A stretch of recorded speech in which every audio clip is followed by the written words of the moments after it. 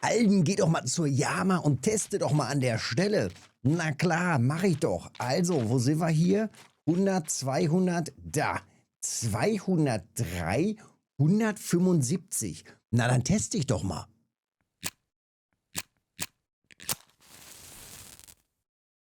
Also, dann gucken wir doch mal. Also 203, 175 haben wir jetzt hier für Masulachs, für Dolly-Wadenforelle und das Ganze mit Grashüpfer und Dasselfliege. Also Posenangeln, Matchangeln hier oder mit der Bollo. Nicht schlecht. Und ja, gucken wir mal. 1,50 Meter Tiefe. 6er Haken, relativ klein sogar. Bin ich gespannt, gucke ich mir auf jeden Fall mal an. Was geht denn hier? Nightwolf Fracky hat das gerade gepostet. Und dann schauen wir mal, was geht. Also 1, 2, 3 Mal die Posenrouten rausgeholt. Das ist mir ein bisschen zu dünn mit 7, wobei wäre für, ja, vielleicht doch ein bisschen zu spack. Gehen wir mal hier auf 13 Kilo. 13 Kilo, machen hier einmal direkt den 6er Haken drauf. Wobei 6er Haken, muss ich sagen, ist mir ein bisschen lütt. Grashüpfer. Ich mache einfach mal Doppelgrashüpfer. Habe ich in letzter Zeit mehrfach getestet. Tatsächlich auch sowas wie am Koori zum Beispiel. Doppelgrashüpfer, Doppelmistkäfer und solche Geschichten ging auch. So, jetzt werfen wir das mal so locker aus. Zack, zack. Bremse, ja, mit 13er müsste passen. Zweites Setup machen wir auch in der Zwischenzeit schon mal fertig. Gar nicht mal so fein hier rein, denn wir wollen ja im Idealfall ein paar dicke Brocken. Und hier gehe ich allerdings mal auf einen 1er Haken direkt. Nochmal ein bisschen größer direkt rein. Auch nochmal mit Grashüpfer und dann machen wir hier die Dasselfliege dazu. Bremse, Bremse, Bremse, Bremse, Dasselfliege. So. Übrigens auch mit Dasselfliege und Maikäfer ist das immer eine ganz schöne Kombination für Masu. Also so bräunliche Köder, da ballern dann die bräunlichen Fische auch ganz gerne drauf. So, den ziehen wir schon mal wieder rein. Ja, die Stelle hatte ich vor ein paar Wochen auch schon mal getestet. Hatte das oder in einer ähnlichen Ecke hier auch schon mal gesehen, dass das hier ganz gut läuft. Allerdings ist es tatsächlich auch eine Stelle, da muss man absolut hinterher sein, denn die Strömung hier ist ganz heftig. Also, ob man jetzt hier in dem Bereich ist, ein bisschen weiter links, ein bisschen weiter rechts, also grob hier in der Area, da muss man schon echt aktiv hinterher sein. Wie gesagt, die Strömung ist heftig und ob ich mich hier jetzt mit 3 Routen hinstelle, weiß ich noch nicht. Ich teste das gerade erstmal. Oh, nehme ich gerne mit. Nehme ich gerne mit. Zuletzt hieß es hier, glaube ich, so in Richtung 35 Meter auswerfen. Also ziemlich weit raus. Und da muss man auch tatsächlich dann eben gucken, wenn man so weit rauswirft, plus man lässt es dann mit dieser Strömung, mit der starken, auch noch weit wegtreiben, dann ist man hier halt ständig am Kurbeln. Ne? Hatte ich in einem der letzten Videos ja auch schon mal gezeigt. Ich hatte das irgendwann mal getestet. Ich glaube, das ist jetzt ungefähr 2 Wochen her. Und dann gibt es auch ein Video dazu, wo ich dann danach hier oben an dem Schniepi war. Da muss ich sagen, das ist ja dann doch schon so meine auf maximal entspannt liebste Stelle fürs Posenangeln hier an der Yama, weil man da dann eben auch richtig schön in der Strömung steht und dann so auf 10 Meter Entfernung da schon die Brocken reinballern. Und hier muss man jetzt schon gucken, ja, dass man das Ganze einfach hier aktiv macht und die ganze Zeit dabei ist. Ich bin gespannt, ob hier ein bisschen was Gutes reingeht. Wetterbedingungen gerade müssen wir natürlich uns auch noch angucken. So, wir sind hier gerade, da sind wir gerade, 20 Grad, tendenziell soll eher bewölkt noch werden, aber zurzeit eben noch Sonnenschein. Also eigentlich an für sich. Ja, klassisches Wetter an der Yama. Alle 10 Minuten Wetterwechsel und im schlimmsten Fall muss man sich alle 10 Minuten dann eben neu drauf einstellen und vielleicht etwas andere Bedingungen haben oder andere Köder, andere Tiefen und so weiter einstellen und gucken, ob da nicht was besser läuft. Im Moment, ja, muss ich nochmal gucken, irgendwas mache ich noch verkehrt. Auch hier ändere ich gerade nochmal eben auf die Dasselfliege mit drauf. So. Hatten wir letztens im Livestream schon gesagt, ne? Wenn ihr mal was ganz Ekliges sehen wollt, dann guckt euch mal bei YouTube die Dasselfliege an. Aber nur, wenn ihr was Ekliges sehen wollt. So, warte mal. Dann gehen wir hier mal auf 12, und dann gehen wir hier auf... Ich nehme mal nur einen Viererhaken. Und auch hier nochmal mit der Dasselfliege und Maikäfer. Halt, fehlen mir da gerade meine... Ne, die sind bloß schon so weit weggetrieben. Eieiei. Die beiden Posen. So, jetzt geht's richtig los hier mit voller Action. Kurbel, Kurbel, Kurbel, Kurbel. Ja, das ist halt echt der Nachteil, ne? Also heftige Strömung hier und relativ weites Auswerfen. Und die dritte Route jetzt auch noch. Tiefe haben wir noch nicht eingestellt. Machen wir auch nochmal runter. Auch nochmal auf 1,50 Meter Tiefe. So. Aber dann auch richtig jetzt hier. So, locker raus. Und jetzt kann es losgehen. Schön durchtreiben lassen. Und sobald die erste hier ungefähr am Rand ist, einkurbeln. Hoppala. Das ist doch gut. Maikäfer. Dassel und Mai. Na, guck. Maso, jawohl. Der erste kleine Maso auf dem Vierer. So, direkt nochmal alles wieder reinholen hier. Und wieder raus. Zack, zack, zack. Eben wieder nachwerfen. Aber ja, das ist halt immer die große Frage, ne? Irgendeine Köderkombination ist es, die dann gerade läuft. An für sich bin ich ein echter Fan davon hier.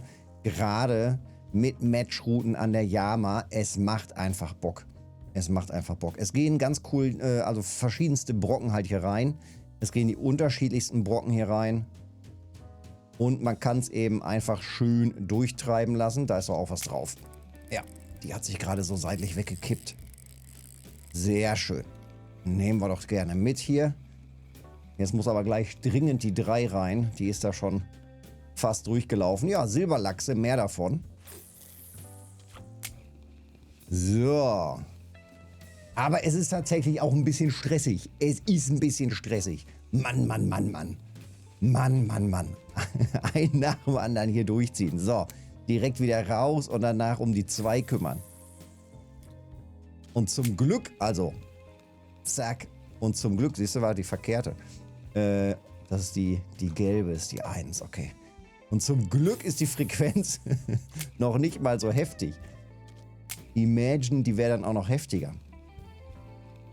Ja, ich bin da so semi. Ich stand jetzt hier, wie gesagt, schon mehrfach und bin von der Stelle so semi begeistert, weil man in der Regel so weit rauswirft. Vielleicht geht das auch ein bisschen näher, vielleicht mache ich es auch einfach verkehrt und ich müsste einfach hier vorne im Nahbereich werfen. Wenn ich mir das so angucke auf der Minimap, wir zoomen da mal ein bisschen ran. Wahrscheinlich könnte auch hier vorne die nahe Kante auch schon funktionieren, ne? Das heißt, ich gehe mal so auf 15 Meter vielleicht nur ungefähr und lasse das hier vorne oder so um die 10 Meter treiben. Probieren wir das mal. Gar nicht so weit ausgeworfen, sondern fast eher so die Stippreichweite. Kann auch immer wieder ganz gut funktionieren. Gerade auch hier an der Yama gibt es immer mal wieder so Stellen. So, ja, machen wir das mal in dem Bereich. Wisst ihr, wenn irgendwas nicht klappt, da muss man halt als Angler probieren und testen, was nicht klappt oder dass es dann irgendwie doch noch funktioniert. Dann muss man halt selber rumprobieren. So, das hatten wir schon. Stopp, das machen wir wieder auf.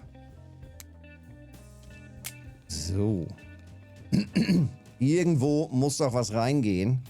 Sonst wird der Fracky ja nicht schreiben. Allen. Guck mal hier. Ich mache mir gerade hier die Taschen voll. Mit ein paar guten Brocken. Wobei, vielleicht könnte auch hier vorne gut funktionieren.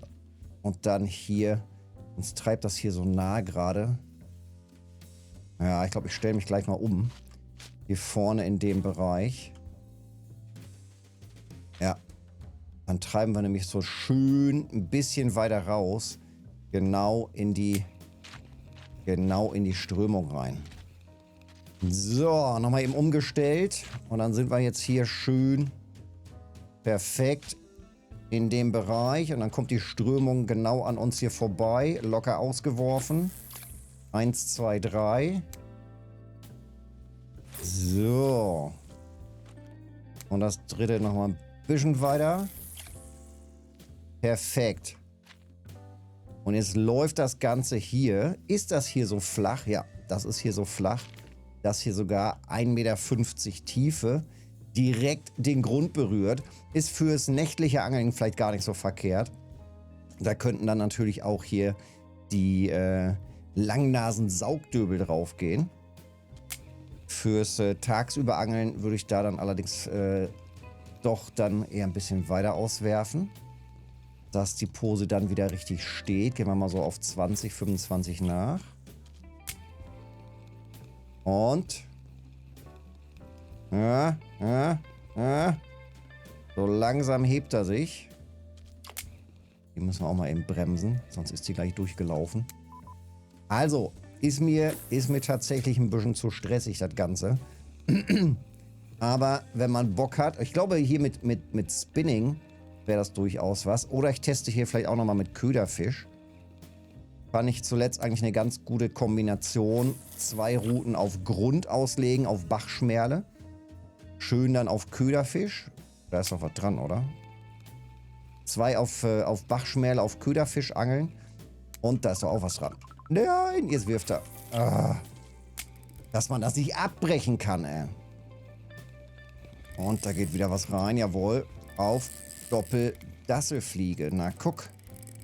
Und da geht noch was rein, auch auf Doppeldasselfliege. Jawollo. Also, da haben wir doch was. Das ist doch ganz nice. Und da haben sie sogar ein bisschen Bock und sogar ein bisschen Gewicht. Zack, und ein Brachymystax. Das ist doch richtig sexy. Gerne mehr davon. Auf Doppeldassel. Na, guck. Und was haben wir hier für einen Kandidaten? Einen Keter. Aber immerhin 3 Kilo Keter. Auch nicht schlecht. Nehme ich gerne auch mehr mit. Also, vielleicht ist das der richtige Kicker. Die Doppeldassel direkt nochmal wieder raus. Wobei, das war jetzt hier gerade. Ne, das war auch gerade auf mit Grashüpfer. Oder? Genau, Grashüpfer Dassel. Und der hier schön auf Dassel. Brachymystax. Würde ich auch noch mitnehmen als Trophy. Fehlt mir noch. Wenn der hier reingeht, wäre natürlich nicht so schlecht, ne? Einfach noch mal ein bisschen testen. Ich weiß auch nicht, ich muss mal gleich in die Rekorde reingucken, ob das was wäre hier, um den vielleicht noch mal gezielter zu beangeln. Vielleicht hat er ja Bock auf die Köderkombi. So, jetzt wird es langsam eng. Stündchen noch, dann ist so langsam durch. Ja, das Angeln an der Yama. Es ist tricky. Es ist auch immer wieder unterschiedlich. Also, wenn es bei dir gerade läuft oder wenn es bei mir gerade läuft und du guckst dir so ein Video an und denkst dir, boah, geil, Alter, was er hier rauszieht. Es ist einfach jedes Mal so, dass die Wetterbedingungen an der Yama extrem entscheidend sind für die Tiefen, in denen man gerade unterwegs ist oder wenn man halt den Köder führt, für die, die Führungstiefe sozusagen, für die Farben, vielleicht für die Form sogar noch. Na guck, also ich bin gerade ein Fan von Doppeldasselfliege. Kann man sich doch hier gerade ein bisschen was erarbeiten. Aber man muss es tatsächlich, man muss eben, wenn man so eine Stelle hat oder wenn man so eine Info hat, man muss tatsächlich auch selbst immer noch ein bisschen was machen damit. Also einfach hingehen und stur nachmachen und sich dann wundern, dass es nicht klappt. Naja, dann macht man halt nach und ohne großartig drüber nachzudenken und dann kommt man vielleicht auch selbst nicht weiter. Man muss da schon einfach mal angeln. Einfach mal selbst irgendwie überlegen, was man denn an der Stelle machen könnte, wie es denn sein könnte, was man vielleicht noch verändern kann und einfach ein bisschen rumprobieren. Nicht einfach stupide nachmachen. Da kommt man ja auch nicht weiter. Aber das mit der Doppeldassel ist auf jeden Fall ein Dingen. Werde ich gleich nochmal in den nächsten Morgenstunden weiter durchziehen. Ja, ist nicht so schlecht. Es ist auf jeden Fall schon mal sehr kunterbunt. Und jetzt gucke ich gleich mal, ich mache vielleicht gleich mal jetzt in der Nacht, gehe ich nochmal tiefer rein. Gleiche Stelle, ich bleibe jetzt hier in diesem Kantenbereich, also eher so nah. Mach dann nochmal einen Tauwurm drauf mit Dasselfliege und lass das dann vielleicht, nö, ich glaube von der Tiefe her passt es auch. 1,50 Meter Tiefe passt es. Und dann lasse ich das gleich einfach schön mit Tauwurm und Dasselfliege durchlaufen. Zack, da geht sogar noch was rein. Und vielleicht ballert dann hier tatsächlich auch nachts, und da geht noch was, oder? Ja. Vielleicht ballert dann sogar nachts hier auch noch der, wie heißt er, Langnasen-Saugdöbel mit rein. Das wäre natürlich auch richtig cool. Schön hier in diesem Kantenbereich. Gucken wir mal, was haben wir hier für einen Kandidaten? Nochmal einen Maso. Na guck. Auch aber hier wieder auf Doppeldassel. Ja, nicht so schlecht. Und hier auf Dassel mit. Ja, machen wir hier den Tauwurm. 6er Haken. Ja, könnte eigentlich ganz gut sein auch, ne? Für einen 6er Haken. 6er Haken für den Langnasen-Saugdöbel. Auch gar nicht so schlecht. So. Einfach weiter testen. Es ist jetzt nach 23 Uhr. Jetzt sollten dann irgendwann die Nachtfische rankommen. Ja, danke auf jeden Fall an Nightwolf Fracky fürs Teilen und rumprobieren. Immer wieder auch gerne mir schicken. Ich teste solche Sachen immer auch gerne, auch wenn es bei mir nicht unbedingt die gleichen Ergebnisse bringt. Man muss einfach rumprobieren. Ausprobieren, testen, testen, testen. Genauso wird es bei dir wahrscheinlich ganz andere Ergebnisse liefern, als das, was ich jetzt hier gerade gefangen habe. Normal, weil es sind ja auch andere Situationen, Uhrzeiten, Wetterverhältnisse und so weiter und so weiter. Wir haben halt immer unterschiedlichen Einfluss zu unterschiedlichen Tageszeiten. Und man hat natürlich auch noch an etwas andere Setups, andere Skillpunkte verteilt und so weiter. Also man wird immer wieder unterschiedliche Ergebnisse hier einfahren. Von daher nicht entmutigen lassen, einfach weiter rumprobieren. Genauso aber auch einfach weiter teilen, denn ich teste das immer ganz gerne. Also wenn ihr irgendwo was habt, was gut läuft, mir einfach schicken, im Discord schicken, anwispern im Game oder im Discord. Und ich probiere natürlich auch gerne eure Spots aus. Petri Illumils, wenn es geholfen hat, Daumen da lassen, Kanal abonnieren nicht vergessen. Und dann sehen wir uns in einem der nächsten Videos, im nächsten Test. Bis zum nächsten Mal. Petri.